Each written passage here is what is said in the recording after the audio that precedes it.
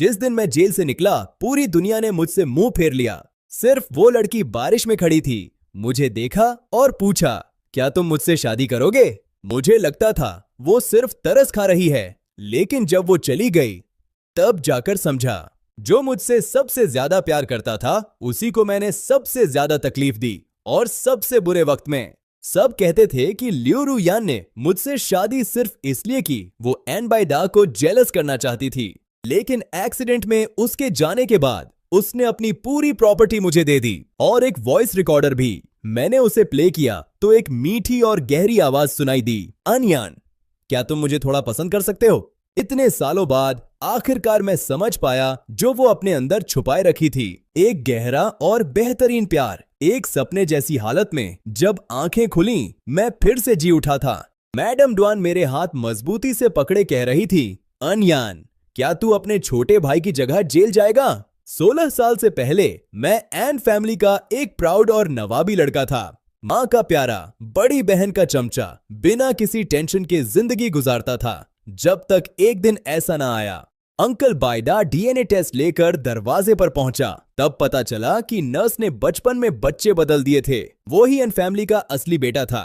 मैं तो एक फेक नवाबजादा था, एकदम रैंडम बच्चा। मैं वहां से जाना चाहता था, लेकिन मेरे असली माँ बाप पहले ही गुजर चुके थे। एन फैमिली ने मुझे ऑर्फन नहीं रहने दिया, इसलिए ऑफिशियली उन्होंने मुझे अडॉप्ट कर लिया। स्टेप माँ ने मुझसे बहुत अच्छा बर्ताव किया। बड़ी बहन भी बिल्कुल कोल्ड नहीं थी। अंकल बायडा ने भी कभी मुझे परेशान नहीं किया। मैं सच में बहुत थैंकफुल था। लेकिन फिर अंकल बायडा का फिल्म सेट के पीछे एक एक्टर के साथ झगड़ा हो गया। धक्का मुक्की में वो एक्टर सीढ़ी में गिर गया और वेजिटेटिव स्टेट में चला गया। कोई सीसीटीवी नहीं था, लेकिन किसी न किसी को जिम्मेदारी लेनी ही थी, और मैं वहां मौजूद था उस वक्त। मैडम ड्वान आंसू पोंछती हुई मेरे पास आई, मुझसे गिड़गिड़ाने लगी कि अनबायदा की जगह मैं दोषी मानूं। अनबायदा मेरे सामने घुटने टेक गया, अपने आप को मारा, कहा कि गलती मेरी है, और मैं पिघल गया। मैंने अनबायदा की जगह दोषी करार करवा के जेल की सारी मुश्किलें सही। पहले पहले पूरा परिवार आता रहा मुझसे मिलने, शर्म या पछतावे के आंसू बहाते, लेकिन जैसे जैसे दिन गुजरते गए कोई भी नहीं आया। एक बार जेल में एक एक्टिविटी हुई जिसमें वार्डन ने पूछा कि छूटने के बाद क्या प्लान है। मैंने काफी देर सोच के सीरियसली लिखा कि मैं अपने माँ बाप से एक बार मिलना चाहता हूँ। पास के एक कैदी ने देखा और मुझ पे हंसा। इतना सीधा सिंपलिस्टिक क्यों लिखा? मैंने बस हल्के से स्माइल की, कोई आर्ग्यूमेंट नहीं किया। लेकिन जिस दिन मैं सच में जेल से निकला, कोई नहीं आया। सिर्फ एन फैमिली का असिस्टेंट था जो मुझे एयरपोर्ट छोड़ गया। उसने एक बड़ी रकम पैसा दिया, कुछ नहीं बोला, लेकिन मैं सब समझ गया। माँ बाप को मेरी जरूरत नहीं, एन फैमिली ने मुझे छोड़ दिया। मैंने पैसा नहीं लिया, कोई एटीट्यूड नहीं था, बस एन फैमिली का और कर्ज नहीं लेना था। एन फैमिली ने मुझे 20 से ज्यादा साल पाला। मैंने उनके बेटे की जगह 5 साल जेल काटी, हिसाब बराबर। मैंने एक कमरा लिया, इधर उधर दौड़ता रहा। मुसीबत से एक जॉब मिला जहां पास नहीं छुपाना पड़ा, लेकिन आधे महीने में ही फायर कर दिया। मैंने बहुत कुछ पूछा, ट्यून उस बंदे से पंगा ले लिया जिससे नहीं लेना चाहिए था। मैं एक पल के लिए रुका, कुछ कहने को नहीं था। एंड फैमिली के अलावा और कौन होगा जो इतना पावरफुल हो। उस दिन मैं रास्ते पे चल रहा था, बारिश में भीगता हुआ। ठंडी बूंदें चेहरा चीर रही थीं और मैं सिटी सेंटर के चौराहे से गुजरा। बड़े स्क्रीन पर अनबायदा का शो चल रहा था। मैं रुका, देखा उसे स्टेज पर फुल कॉन्फिडेंस के साथ अपना चार्म दिखाते हुए। कैमरा घूमा, तब मेरी नजर पड़ी अपने स्टेप माँ बाप पर, जो आंखों में आंसू लिए उसे देख रहे थे जैसे दुनिया की कोई रेयर चीज देख रहे हों। उस भी नजर में पूरा प्यार था।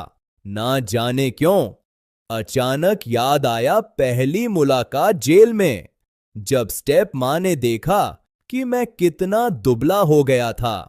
वो रोते हुए मुझसे कह रही थी कि अब माँ जिंदगी भर तुझे पालेगी, माँ तुझसे प्यार करती है। लेकिन 2 साल पहले जब लास्ट टाइम मिली तो उसकी आंखों में सिर्फ अनजानपन था। अनबायदा की लियू रु यान से एंगेजमेंट होने वाली है। वो उसे बहुत पसंद करता है। जेल से छूटने के बाद क्या तुम वहां से जाने के बारे में सोच सकते हो? ताकि लियू फैमिली को तुम्हारा पास ना पता चले।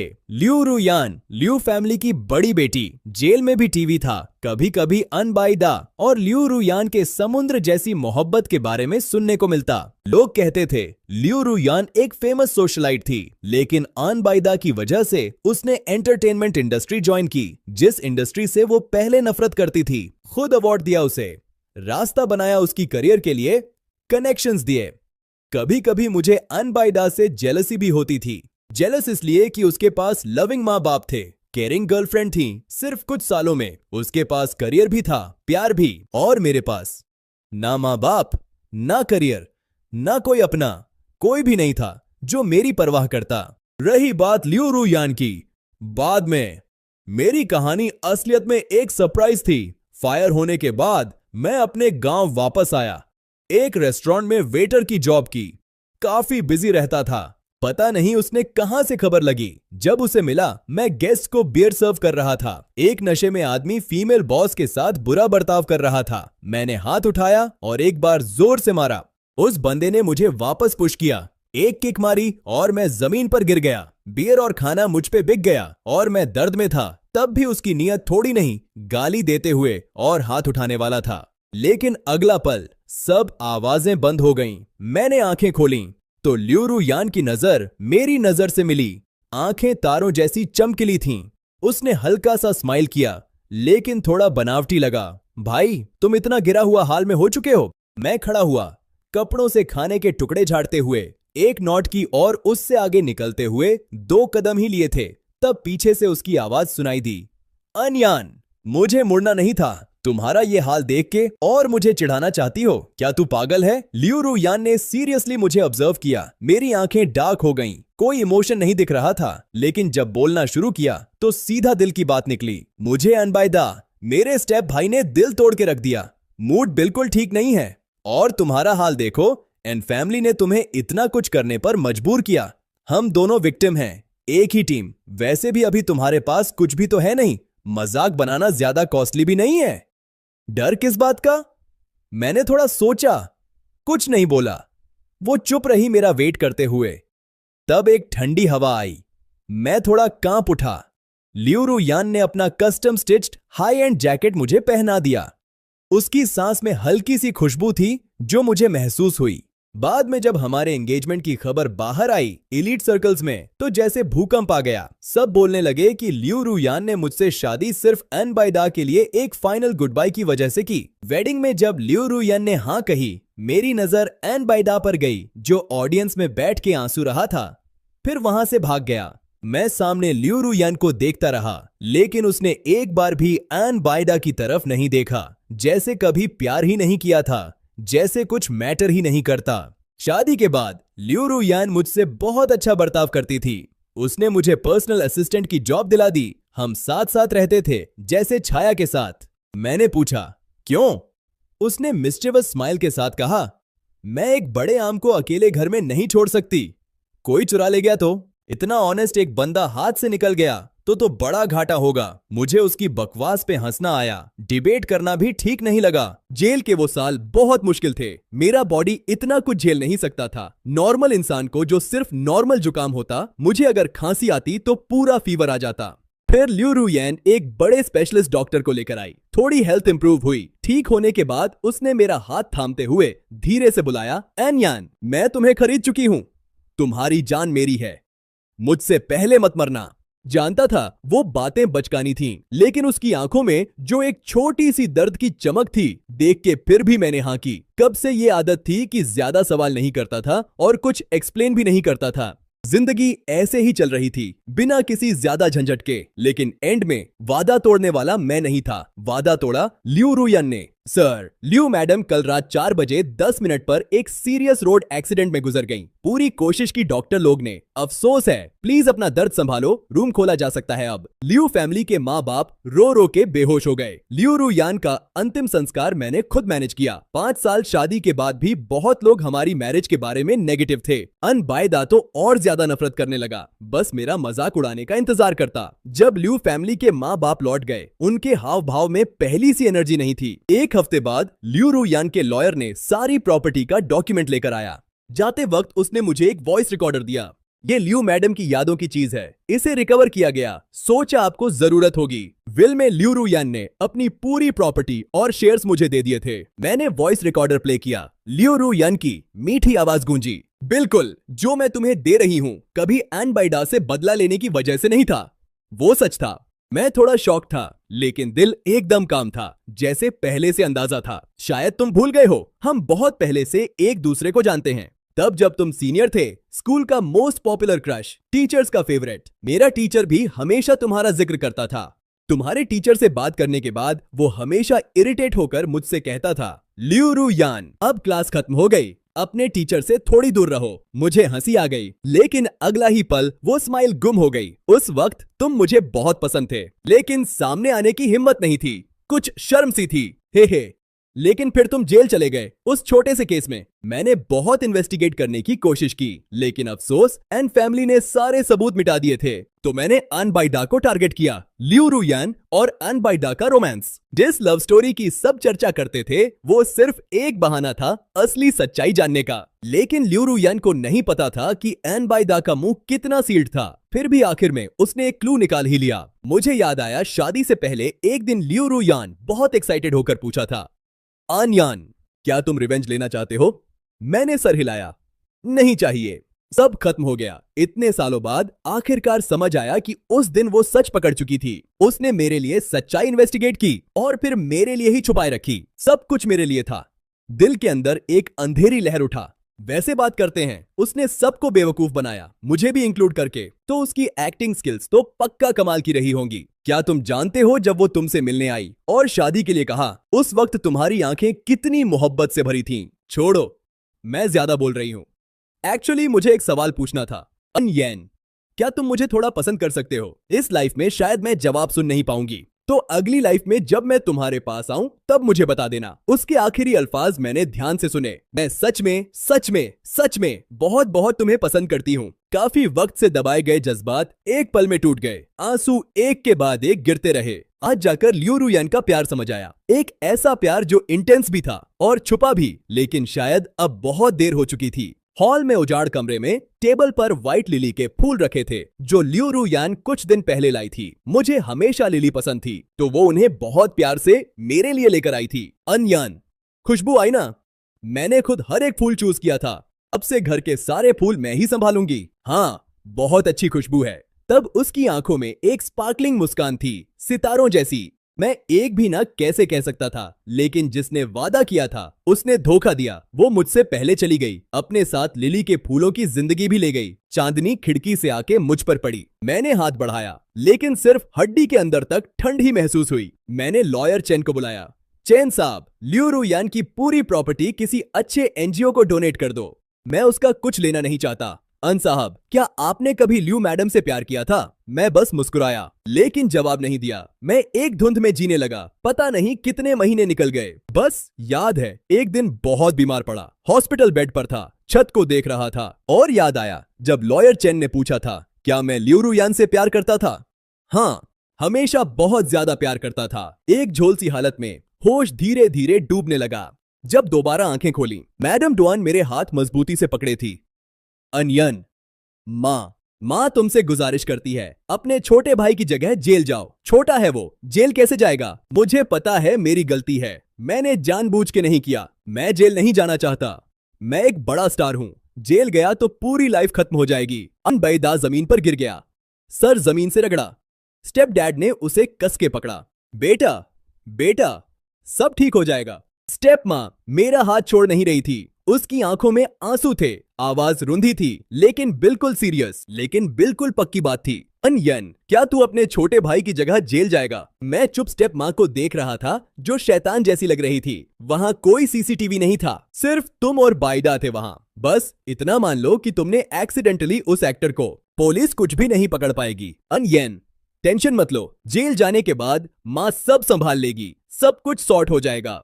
छूटने के बाद एन फैमिली हमेशा तुम्हारा ध्यान रखेगी। पहले भी ऐसा ही वादा किया था, लेकिन 1 साल से ज्यादा वो वादा टिक नहीं पाया। वादा एक्सपायर हो जाए तो उसकी कोई वैल्यू नहीं रहती। मैंने धीरे से स्टेप माँ का हाथ हटाया और कहा, नहीं होगा। पिछली जिंदगी में जेल में मुझे सॉलिटरी सेल से निकाला गया था। बाहर की तरफ देखा तो कुछ बदमाशों ने मुझे मारा, पिटाई की, बहुत तकलीफ दी। सिर्फ बड़ी बहन अनश्वेनी कभी कभी आती थी मिलने, जब तक मुझे खाने में स्लो पॉइजन नहीं मिला। जब बाहरी इलाज के लिए बेल मिली, स्टेप माँ मेरी हॉस्पिटल बेड के पास आई। उस दिन वो मुझे एटीट्यूड के साथ देख रही थी, चेहरे पर थोड़ा बेबसपन था। उसने कहा, जेल में भी रहना हो पर कोई हॉलिडे नहीं, तकलीफ तो होगी ही, इससे बचा नहीं जा सकता। अनयन, ऐसा मुंह मत फुलाओ, बायदा का फॉरेन टूर हो गया। माँ को फिक्र है, आगे से उसके पास टाइम नहीं होगा तुझसे मिलने आने का। स्टेप माँ भौंकती रही, शायद उसे अंदाजा नहीं था कि मुझ जैसे क्वाइट इंसान ने मना कर दिया। मैं फिर से जीने आया हूँ, पिछले वक्त वाली गलती दोबारा नहीं करूंगा। मैं फिर बोला, सीधा और मजबूत। माँ, मैं शुक्रिया करता हूँ 25 साल की परवरिश का, लेकिन मैं अपनी पूरी जिंदगी कुर्बान नहीं कर सकता इसके लिए। मुझे अनग्रेटफुल कहो, एहसान फरामोश कहो, कुछ भी चलता है, लेकिन मैं उसकी जगह जेल नहीं जाऊंगा।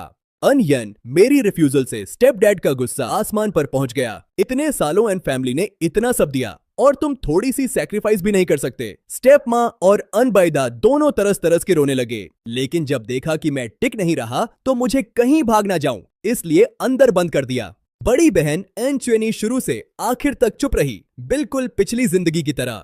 स्टेप माँ ने मेरा फोन ले लिया, लेकिन उन्हें नहीं पता था कि मेरे पास बैकअप फोन था। फोन खोला, हेडलाइंस में था कि फैंग युएन अचानक सीरियसली इंजर्ड हो गया। वेजिटेटिव स्टेट की खबर ट्रेंडिंग में आ गई। क्लू बहुत कम था, सिर्फ एक ब्लरी फोटो था किसी की बैग का, और यह कंफर्म था कि अनबाइडा और अनयन दोनों अलग वक्त पर फैंग युएन के साथ थे।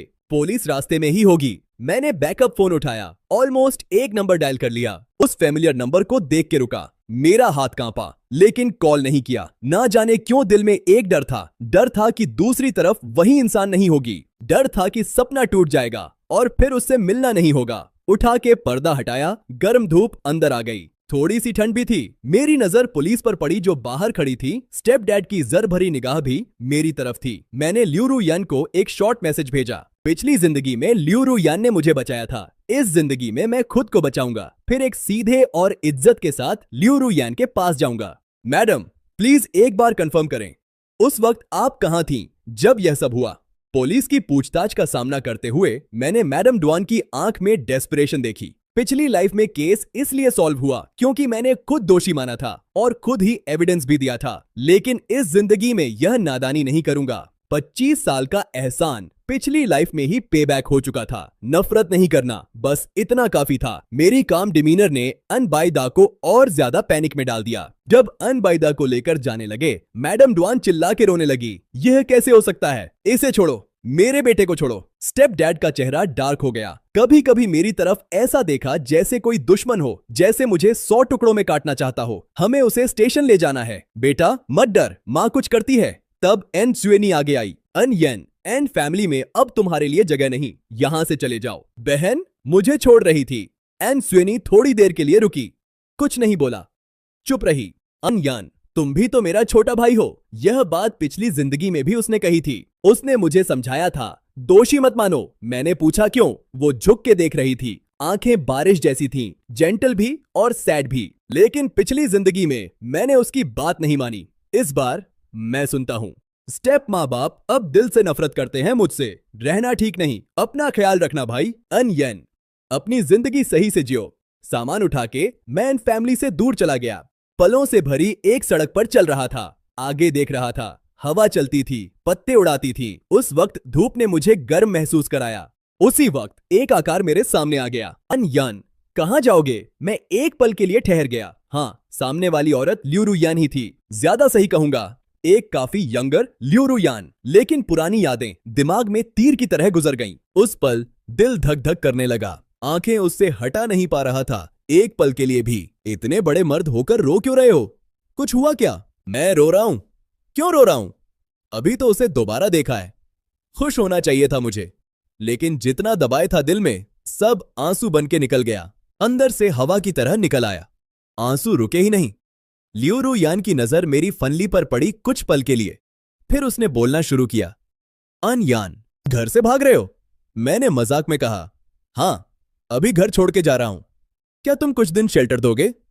ठीक है, तुम आने की हिम्मत करो तो मैं रखने की हिम्मत रखूंगी। और यूं लियू रु यान के अपार्टमेंट में चला गया। ठंडा और क्वाइट, यही उसकी स्टाइल थी। पिछली जिंदगी में लियू रु येन के जाने के बाद मैं कुछ वक्त यहाँ रहा था। मुझे जगह अच्छी तरह याद थी। सीधा अंदर की बाथरूम में गया। यादगार के तौर पर, नॉस्टैल्जिया की तरह। दर्पण में अपना सूजी आंखों वाला पैथेटिक चेहरा देखा, एक गहरी सांस ली, शर्मिंदगी आई। खुद से सोचा था कि इस बार लियू रु यान के सामने डिग्निटी के साथ आऊंगा, लेकिन हर बार मिलने पर ऐसे ही आंसू बह जाते हैं। बाथरूम से निकला। लियू रु यान बाहर दरवाजे के पास मेरा वेट कर रही थी। उसने पूछा, क्या हुआ? मैंने खुल के सब बता दिया। हमारे बीच कोई छुपाने वाली बात नहीं थी। सुन के लियू रु यान थोड़ी रुकी। तो एन फैमिली चाहती है कि तुम दोषी मानो? मैंने हाँ सर हिलाया। लेकिन तुमने मना कर दिया। ये इतना सिंपल नहीं होगा। फैंग युएन सीरियसली इंजर्ड है, होश में नहीं आया अभी कोई सॉलिड एविडेंस नहीं है, बस उसके होश में आने का इंतजार है।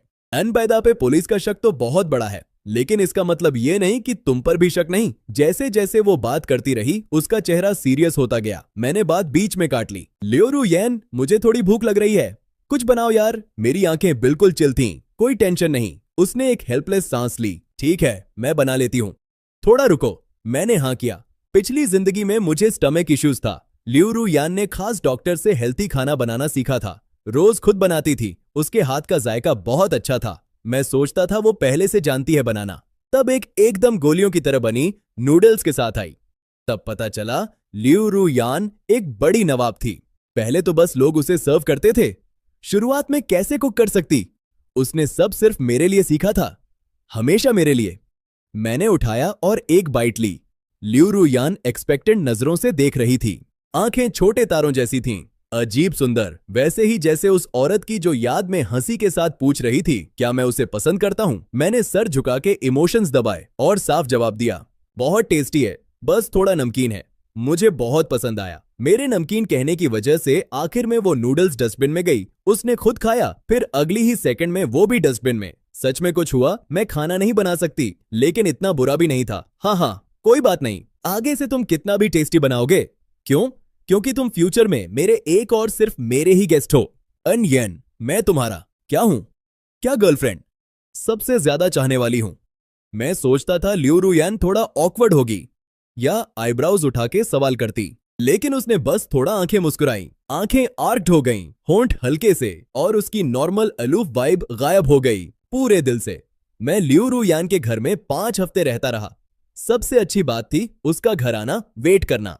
वो किचन में खाना बनाने की कोशिश करती और मैं दरवाजे से टिका हुआ चुपचाप देखता। कभी कभी एक हाथ से मदद भी करता। वार्म पीली लाइट में बाल बांधे, खूबसूरत चेहरा थोड़ा ना समझ था अभी भी, जैसे वेलवेट की एक लेयर में लिपटी हो, जो उसकी पाकी और सॉफ्टनेस दिखा रहा था। पिछली जिंदगी के शार्प और डिसाइसिव लियू सीईओ से अलग थी। यह एक ऐसा वक्त था जो मैं पहले कभी नहीं देख पाया था या जानता था। लियू रु यान के हाथ का खाना बनाना देख रहा था। रोज थोड़ा बेटर होता जा रहा था। एन फैमिली आखिरकार चुप नहीं बैठ सकती। मैंने कभी सोचा भी नहीं था कि एन फैमिली एन बाइदा को यूं जेल जाने देगी, लेकिन जो एक्सपेक्ट नहीं किया था, एन फैमिली ने फॉन्ग युआन का रिप्रेजेंटेटिव खरीद लिया और अनाउंस किया कि मैं ही असली कल्प्रेट हूं। क्या बेइज्जत हरकत, कितना नीचे लेवल। एन यान एन फैमिली का अपना खून नहीं है। उन दिनों एक बच्चा भी बदल गया था। एन बाइदा ही असली बेटा है। बाइदा मेरा अपना बेटा है, लेकिन जिंदगी में उसने सुकून के दिन बहुत कम देखे, और अब एक नागुज़िर वजह से जेल भी हो सकती है।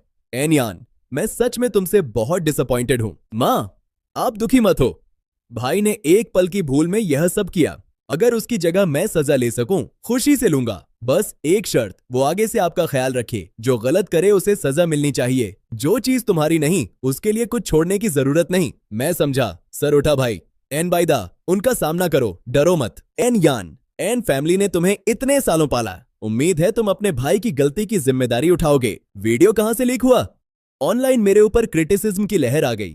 लोग कह रहे थे मैं एक एहसान फरामोश हूं, जो करता हूं छुपाता हूं, जो नेक के बदले बुरा करता हूं। मेरा पर्सनल अकाउंट भी एक्सपोज हो गया। रोज डीएम्स भर जाते। जिन्हें मेरी परवाह थी सबको जवाब देता। जो मुझे दोषी मनवाने पे तुले थे सीधा ब्लॉक। पुराने स्कूल फ्रेंड्स भी कॉल करने लगे हाल जानने के लिए। बाहर बहुत शोर था, लेकिन मैं कुछ नहीं कर रहा था। चाहे एन फैमिली कितना भी ट्रैप सेट करे, जब तक पुलिस मुझे गिल्टी नहीं मानती, तब तक मैं इनोसेंट हूं। खुद को प्रूव करने की कोशिश में खुद फंसने की क्या जरूरत। लियू रु यान को खबर मिली, दौड़ के घर आई। मुंह खोला ही था। एन यान, मैं तुम्हारी हेल्प कर सकती हूं। मैंने मुस्कुराया। जरूरत नहीं, लेकिन बात आधी ही कही थी। अचानक पिछली जिंदगी की एक इंसिडेंट याद आई। एक बड़ी आर्ग्यूमेंट। आर्ग्यूमेंट तो बोलना गलत होगा, लेकिन सच में सिर्फ इसलिए हुआ क्योंकि लियू रुयान ने मुझसे इतना ज्यादा प्यार किया। बहुत लोग जेलस हो गए, किसी ने पीछे से मेरा जेल का पास्ट फैला दिया, ऑनलाइन भी बहुत नेगेटिविटी आई, लेकिन बात करो तो सिर्फ यही थी कि मैं लियू रुयान के काबिल नहीं। लियू रुयान मेरी मदद करना चाहती थी इन रूमर्स को क्वाइट करने में। वो चाहती थी मैं 7 प्रेस कॉन्फ्रेंस में जाऊं, जो लोग गॉसिप करते हैं उन्हें सू करे, लेकिन मुझे जरूरत नहीं लगी। मैं जेल से आया था, शर्म नहीं थी, लेकिन लियू रुयान का नाम खराब होना नहीं चाहता था। लेकिन यही बात उसने उसका एक साइड ट्रिगर कर दिया। उसने कोल्डली पूछा, क्या तुमने कभी मुझे दिल में रखा? क्या मुझे अपनी बीवी समझा? तब मैं सोचा था चुप रहना बेटर था। लोगों की बातों को छोड़ो, चुप्पी साधे रखा। फिर एक गहरी सांस ली, कुछ बोला, तुम इस दुनिया में बिल्कुल साफ और ऑनेस्ट हो, लेकिन मुझे बर्दाश्त नहीं होता कि लोग तुम्हारी तरफ उंगली उठाए। मैंने चुप रही, कुछ नहीं बोला। जब लियू रुयान चली गई, मैंने पीछे देखा, सिर्फ उसकी अकेली पीठ दिखी। तब थोड़ा पछतावा हुआ, सोचने लगा काश हाँ बोल देता उससे। आखिर एक छोटी सी बात ही थी, लेकिन क्या पता था यह आखिरी मुलाकात थी। उसके जाने के बाद बार बार खुद से पूछा, क्यों उसके साथ नहीं रहा? क्यों अपने दिल की बात नहीं कही? वो मिनट मिनट की केयर, वो प्यार भरी आंखें, क्या मैं सच में नहीं जानता था? क्या वो मुझसे प्यार करती थी? जवाब तो मुझे पता था। मैं एक खुद को धोखा देने वाला बदबख्त था। मैंने खुद को कन्विंस किया था कि लियू रुयान हमेशा मेरे साथ रहेगी, इसलिए उसके प्यार में खोता रहा और उसके दिल की हलचल कभी नोटिस नहीं की। जब वो चली गई तब समझा प्यार क्या होता है। इतनी लेट रियलाइजेशन में सबसे बुरा क्या होता है?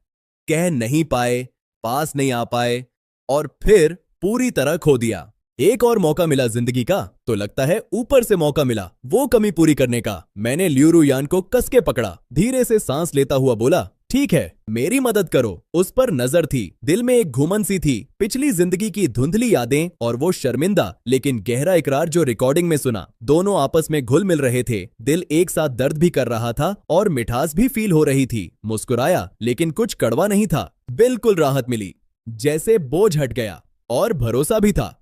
इस बार उसे दूर नहीं खड़ूंगा, उससे अकेले सैक्रिफाइस नहीं करने दूंगा। लियू रुयान की स्पीड ऑफ एक्शन तो कमाल थी। उसने लियू फैमिली के कनेक्शंस लगाते हुए फिल्म सेट के बैकग्राउंड की फिल्म के दिन के फुटेज इन्वेस्टिगेट शुरू करवाई। कैमरा और क्लूज सब स्क्रैच किए, बिल्कुल उसके प्रेडिक्शंस की तरह। एन फैमिली ने पब्लिकली सारे सबूत हटाए थे, लेकिन आसपास की गलियों की जांच करके दुकान और उस वक्त वहां काम कर रहे दूसरे फिल्म क्रूज के कैमरा भी चेक किए। बड़ी मात्रा डेटा फिल्टर करने के बाद एक ब्लरी लेकिन क्रिटिकल वीडियो क्लिप मिली। वीडियो में इमेज क्लियर नहीं था, लेकिन एन बाइदा की उस दिन वाली खास जैकेट और हेयर स्टाइल से क्लियरली दिख रहा था कि उसने एक्टर फांग युआन के साथ बड़ी फायरी आर्ग्यूमेंट की और धक्का मुक्की में उसे सीढ़ियों से गिरा दिया। इस बार मैं उसे अपना मकसद पूरा नहीं करने दूंगा। एविडेंस थोड़ा वीक था, लेकिन ब्रेक थ्रू के लिए काफी था। एन बाइदा ने जाहिर है किसी जरिए से पता लगा लिया हम सबूत इकट्ठे कर रहे हैं, तो उसने भी गेम उठा ली। उसने लियू रुयान को किडनैप करवा दिया और मुझे कॉल किया। डिमांड की सारे ओरिजिनल एविडेंस के बदले उसे छोड़ेंगे। एन यान, एविडेंस यहां लाओ, वरना लियू रुयान की जान नहीं बचेगी। गोदाम नंबर 3, बंदा बंदा ही आना। सारे ओरिजिनल एविडेंस दे के इंसान को वापस ले जाओ। एन बाइदा की आवाज पागल सी लग रही थी, दिल में आग सी लगी। उसने जो एड्रेस दिया वहां पहुंचा, एक पुराना एबैंडन्ड वेयरहाउस। अंदर एन बाइदा गुंडों के साथ खड़ा था। कहां है एन बाइदा? एविडेंस चाहिए, लो, लेकिन पहले रुयान को छोड़ो। एन बाइदा की आंखों में ग्रीड और घमंड था। उसी पल मेरी नजर उसके साथ खड़े गुंडों पर पड़ी। यही वो लोग थे जो पिछली जिंदगी में जेल में मुझे हमेशा टॉर्चर करते थे। यह कोई कोइंसिडेंस नहीं था। शुरुआत से आखिर तक एन बाइदा का प्लान था। वो सिर्फ ये नहीं चाहता था कि मैं दोषी मानूं, वो चाहता था कि मैं जेल में पूरी सजा भुगतता रहूं। मैं कभी बाहर नहीं आता। गुस्से की इस सच ने मेरा दिमाग हिला दिया। मैंने एन बाइदा को एविडेंस दिया। लियू रुयान को बचाने के बाद मैं एन बाइदा की तरफ लपका, एविडेंस वापस छीनने की कोशिश करते हुए। सीन में अफरा तफरी हो गई। वो गुंडे बहुत ब्रूटली लड़ रहे थे। मैं कसी से लियू रुयान की रक्षा करता रहा, मारता पीटता और पीछा करता रहा।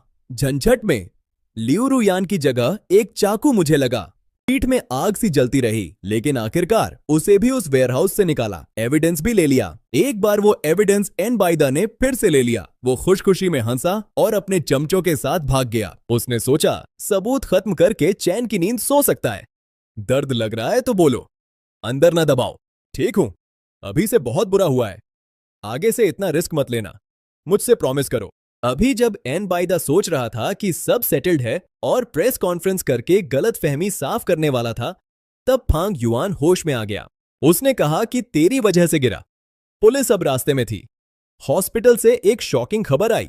फांग युआन, जो वेजिटेटिव स्टेट में कोमा में था, होश में आ गया। होश में आते ही फांग युआन ने सीधा पुलिस को बताया कि एन बाइदा ने झगड़े में उसे सीढ़ियों से धक्का दिया था। एन बाइदा ने मुझे सीढ़ियों से धक्का दिया। साथ ही एन यान ने ल्यूरू यान वाला एविडेंस प्रोवाइड किया। वो सर्विलांस फुटेज था जो उसने पहले से सेव करा के रखा था। एविडेंस क्रिस्टल क्लियर था। Game over. एन बाइदा की सारी करतूतों की पकड़ हो गई। पुलिस ने तुरंत उसे अरेस्ट करने की तैयारी की। एन बाइदा कंप्लीटली पैनिक में आ गया। गाड़ी में बैठ के भाग गया। भागते वक्त एक सीरियस रोड एक्सीडेंट में मर गया। उसके साथ जो गुंडे थे, सबको ल्यूरू यान के किडनैप केस और मुझे जानबूझकर जख्मी करने के केस में पुलिस ने पकड़ लिया। मैडम दुआन को जब एन बाइदा की मौत की खबर मिली तो वो सच मान ही नहीं सकती थी। मेंटल ब्रेकडाउन आ गया उससे। बिल्कुल सेंसलेस हो गई। दिन रात सिर्फ रोती और आंसू पोंछती रहती। स्टेप डैड इस दर्द और एक के बाद एक शोकों के बाद लगता है काफी कुछ समझ आ गया उन्हें पिछले वक्त की करते करतूतों और ठंडेपन का दुख हुआ। अगर कुछ भी सुधार हो सकता हो, पापा हमेशा कोशिश करेंगे। इस दर्द वाली जगह से दूर जाना चाहते हैं और स्टेप मां के लिए एक नया माहौल चाहिए था। उन्होंने डिसाइड किया कि स्टेप मां को लेकर विदेश शिफ्ट हो जाएंगे। बहन ने एन फैमिली का बोझ उठाने से इनकार किया। उन बंधनों से आजाद हो गई। उसने अपनी जिंदगी अपने दिल के हिसाब से जीनी शुरू की। और एक बार एन फैमिली का नाम फिर से तेरी वजह से चमके। एक धूप भरी दोपहर में मेरी नजर पड़ी ल्यूरू यान पर, जो नए खरीदे के लिली के फूलों की साफ सफाई कर रही थी। धूप में बेहद सुंदर लगी। कोई लफ्ज नहीं था। एक गहरी खुशी दिल में भर गई। मैं आगे बढ़ा। पीछे से धीरे से उसे अपनी बाहों में ले लिया और सर उसकी तरफ झुका दिया। धीमे रे से पुकारा, ल्यूरू यान, तुम्हें बता दूं, सच में मैं तुम्हें बहुत बहुत पसंद करता हूं। ल्यूरू यान ने धीरे से आंखें मूंद ली। आंखों में सितारों से ज्यादा एक रोशन नूर था। मैं भी तुम्हें पसंद करती हूं। एन यान, जो प्यार करते हैं, 2 जिंदगियों के बाद आखिरकार अपने दिल की बात एक दूसरे को बता पाए, बिना कुछ छुपाए। चाहे राहें कितनी भी लंबी हों, वक्त भी बदल जाए, हमें एक दूसरे से रोक नहीं सकता। जब सब कुछ ठीक हो गया, मेरी और ल्यूरू यान की जिंदगी आखिरकार चैन में आ गई। हम अक्सर साथ बैठ के चुप रहते, कभी कभी नजरें मिलती और मुस्कुरा देते। मैं रीबर्थ वाला इंसान हूं। दोबारा जीने के बाद सीधा एन फैमिली पहुंचा था, लेकिन देखा एन फैमिली बिल्कुल परफेक्टली ठीक थी। एन अभी भी पूरी एकेडमी का कूलेस्ट और सबसे स्मार्ट स्टूडेंट था। पिछली जिंदगी जैसा क्वाइट और सफरिंग वाला नहीं था, लेकिन दिल पहले ही बहुत ज्यादा दर्द से भर चुका था। एन को सिक्योरिटी फील नहीं होती थी। जेल ने इसे बहुत ज्यादा तोड़ा था। लोगों ने उसे बुरा फील कराया। वो क्रिमिनल्स रात को जानबूझकर उसे परेशान करते थे, जिसकी वजह से जेल के बाद भी नींद आती तो एक छोटी सी आवाज भी उसे जगा देती। फिर भी रात भर बैठ के आंखें खोलते रहता। लेकिन इन सब के बावजूद 3 दिनों में वो अपना काम बिना किसी गलती के कर लेता था। अनयन पतली बर्फ की तरह नाजुक था, लेकिन एक मजबूत पाइन ट्री की तरह टिका हुआ। लगता था एक धूप की किरण भी उसे पिघला देगी, लेकिन असली में वो ऐसा था कि कोई तोड़ नहीं सकता। मैं उसे पसंद भी करता हूं और रिस्पेक्ट भी करता हूं। स्कूल के ओरिएंटेशन में एन यान स्टूडेंट काउंसिल प्रेसिडेंट के तौर पर स्टेज पे बोलने आया। मैं ऑडियंस में दूर से उसे देखता रहा। उसने स्टेज पर कॉन्फिडेंटली अपना चार्म दिखाया। नॉलेज की गहराई ने मुझे आंखें नहीं हटाने दी। उसकी बातें सुन के तो और भी खो गई। एन यान उस वक्त बिल्कुल वैसा ही था जैसा मेरी याद में था, एक सिंपल और प्योर एकेडमिक स्टार। एन यान स्टेज पर खड़ा था। हवा चली, उसके बाल हल्के से उड़े। धूप जैसे उसके लिए ही थी, उसे एक हल्का सा सोना रंग दे गई। उस पल मुझे भी ऐसा लगा, काश वक्त इस पल रुक जाए तो कितना अच्छा होता। मेरा अनयान कभी यह कष्टें ना सहे, हमेशा इस पाकी को बचाए रखे। सच में खुश हो जब खुशी हो, सच में दुखी हो जब दर्द हो, लोगों की बातों का बोझ ना हो, दूसरों की मूड देख के ना जीना हो, कितना बेहतरीन होता। मुझे पता था अनबायदा कुछ ना कुछ गड़बड़ जरूर करता, तो मैंने पहले से कनेक्शंस यूज करके उस मनहूस फ्लोर पर छुपे तौर पर एक मिनी कैमरा लगवाया। सोचती थी सही वक्त पर एविडेंस सामने रखूंगी, उसे एन फैमिली के मॉरल प्रेशर से पूरी तरह मुक्त कराऊं। इस जिंदगी में उसने वो गलत रास्ता नहीं लिया। उसने दोषी मानने से मना कर दिया, अपना छोटा सा सामान लेकर वहां से चल दिया। जहां वो अपना घर भी नहीं था। मैं दूर खड़ी चुपचाप उसे देखती रही। उसे पलों से भरी उस सड़क पर आहिस्ते आहिस्ते चलते देखा। आंखें भर आईं, लेकिन कोई आवाज नहीं निकली। धूप ने उसकी छाया लंबी कर दी। काफी पतला सा फिगर था, लेकिन एक अजीब डिटर्मिनेशन दिख रही थी। उसी पल समझ गया, अनयन भी फिर से जी उठा था। मैंने उसे घर तक पहुंचाया। जानना चाहती थी इस बार उसकी एटीट्यूड कैसी है। जानना चाहती थी वो एन फैमिली के साथ क्या करेगा। मैंने अनजाने की एक्टिंग की, जानबूझकर बहुत देर से खाना बनाया। सच में मुझे खुद पता था मैं सही नहीं कर रही, लेकिन मैं बस उसके सामने रहना चाहती थी। अपनी एक छोटी सी कमजोरी दिखाना चाहती थी। रोज वाली कंपोज्ड इमेज से अलग। जब नूडल्स गोलियों में बदल गई, बुरा सा बोल लेकर उसके सामने रखा। देख के उसका हैरान सा चेहरा, छुपे हुए छोटे छोटे ख्याल थे। धीरे धीरे उसे हिंट करते रहे। चाहती थी वो समझे कि मैं कितनी देर से अपनी फीलिंग्स छुपाए हूं। देखना चाहती थी वो मेरे लिए एक्साइटेड हो, मेरे लिए कंफ्यूज्ड हो। असलियत में मुझे खुश होना चाहिए था। आखिर यह वो नजारा था जिसके लिए 2 जन्मों से इंतजार किया। लेकिन जब उसकी सूजी आंखें दिखीं, सारा प्लान, सारी प्रेपरेशन एक दिल के दर्द में बदल गई। जाने दो, वो कभी एक चेस पीस नहीं था। मुझे प्यार था काफी था। अब उस वक्त वो मुझसे प्यार करता है या नहीं, शायद मैटर ही नहीं करता। फिर आन बाइदा ने मुझे पकड़ लिया। मुझे पता था एनयान जरूर आएगा। मैं उसे जानता हूं, लेकिन मैं नहीं चाहती थी वो आए। यहां बहुत खतरनाक था। इस बार उसने चुप नहीं रहा, सब्र नहीं किया। मेरे लिए उसने सबसे खतरनाक सीधे रास्ते को चूज किया। आखिरकार उसने मेरे हाथ थामे, लड़ते हुए, खींचते हुए आखिर वेयरहाउस से निकले। तब उसने खुद से मुझे गले लगा लिया। उसकी बाहें मजबूती से लपेट लीं। गरम गरम सांस मेरी गर्दन और कंधे पर आ रही थी, थोड़ी सी कमबख्त वार्मथ के साथ। लियोरू यैन, तुमसे पहले ही बोल देता हूं, मैं सच में बहुत पसंद करता हूं तुझे। उस पल लगा जैसे सब कुछ बह गया, सारी मुश्किलात, सब कुछ अब एक ठिकाने पर आ गया। आंखों की नमी रोकने की कोशिश की। जो मुझसे प्यार करता है उसे जवाब दिया, मैं भी तुम्हें पसंद करती हूं। अनयान, कहते हैं जो प्यार करते हैं एक दिन जरूर मिलते हैं। मुझे लगता है जिस दिन हम मिले वह जरूर इस दुनिया का सबसे गर्म और सुनहरा दिन रहा होगा।